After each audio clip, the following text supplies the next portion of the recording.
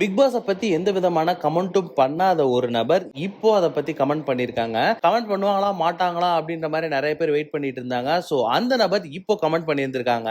ரக்ஷிதா அவர்கள் இப்போ பிக் பாஸ பத்தி ஒரு சின்ன கமெண்ட் ஒண்ணு பண்ணியிருந்திருக்காங்க. அதுவும் அவங்க விசித்ராவ பத்தி ஒரு அழகான ஒரு ஸ்டோரி ஒண்ணு போஸ்ட் பண்ணியிருந்திருக்காங்க. தி ஃபைட்டர் அயர்ன் லேடி அப்படின்னு மாரி போட்டு, சிங்கப்பெண்ணை பாட்ட போட்டு அவங்க ஒரு ஸ்டோரி ஒண்ணு போட்டிருந்தாங்க. சோ இது மூலியமா விசித்ரா அவர்களுக்கு ரக்ஷிதா அவர்கள் இப்போ பெரிய சப்போர்ட் பண்றாங்க அப்படின்ற மாரி சொல்லிட்டு இருக்கு. பிக் பாஸ் சீசன் 7 தமிழ் இப்போ ஃபைனல்ஸ் நோக்கி போயிட்டு இருக்கு. அண்ட் இந்த வாரம் வந்து ஃப்ரீ டாஸ்க்கும் நடந்துட்டு இருக்கு.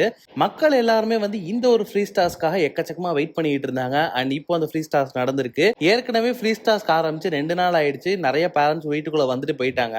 அண்ட் அதே மாதிரி இன்னைக்கு ஒரு சில பேரண்ட்ஸும் வர காத்துக்கிட்டு இருக்காங்க. இந்த விதத்துல வந்து பிக் பாஸ் வீட்டுக்குள்ள போன எல்லா பேரண்ட்ஸுமே வந்து ஒரு நபரை மட்டும் தேடி தேடி பார்த்து அதிகமா தேங்க்யூ சொல்லிட்டு இருந்தாங்க. சோ அந்த ஒரு நபர் யார் அப்படின்னா விசித்ரா அவர்கள் தான். விசித்ரா அவர்கள் பிக் பாஸ் வீட்டுக்குள்ள வந்துட்டு ரொம்ப அழகா விளையாண்டுட்டு இருக்காங்க. அண்ட் அது மட்டும் இல்லாம பிக் பாஸ் கண்டஸ்டன்ஸ் எல்லாத்தையுமே வந்து ரொம்ப அழகா பாத்துக்கிட்டு இருக்காங்க அப்படின்னு சொல்லி அவங்க பேரண்ட்ஸ் எல்லாருமே வந்து விசித்ரா அவர்கள்ட்ட போய் ரொம்ப தேங்க்யூ சொல்லிட்டு இருந்தாங்க.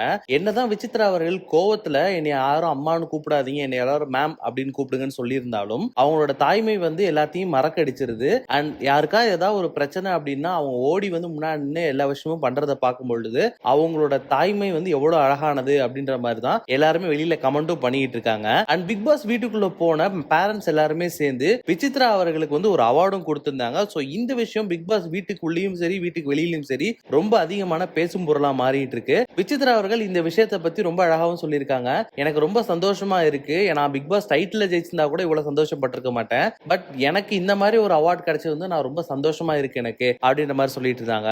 அது மட்டும் இல்லாம பிக் பாஸ் வீட்டுக்கு வெளியில விசித்ரா அவர்கள் தான் வந்து பிக் பாஸோட டைட்டில் வின்னரா இருக்க போறாங்க அப்படின்ற மாதிரியான விஷயங்களும் இப்போ சோஷியல் மீடியால பயங்கர வைரலா பரவிட்டு இருக்கு. விசித்ரா அவர்கள் டைட்டில் ஜெயிக்கிறாங்களோ இல்லையோ கண்டிப்பா அவங்க ஃபைனல்ஸ் வந்துருவாங்க அப்படின்ற மாதிரியான விஷயங்களும் இப்போ சோஷியல் மீடியால பயங்கர வைரலா பரவிட்டு இருக்கு. சோ நீங்களா சொல்லுங்க, உங்களுக்கு பிடிச்ச கண்டஸ்டன்ட் யாரு? அண்ட் விசித்ரா அவர்கள் ஃபைனல்ஸ்ல ஜெயிப்பாங்களா மாட்டாங்களா? அந்த 50 லட்சம் யாருக்கு போகும் அப்படின்ற உங்க கெஸ் கீழே கமெண்ட் பாக்ஸ்ல கமெண்ட் பண்ணுங்க. மறக்காம வி டாக்கிஸ் யூடியூப் சேனலை சப்ஸ்கிரைப் பண்ணி அந்த பெல் ஐகானை தட்டி விட்டுருங்க.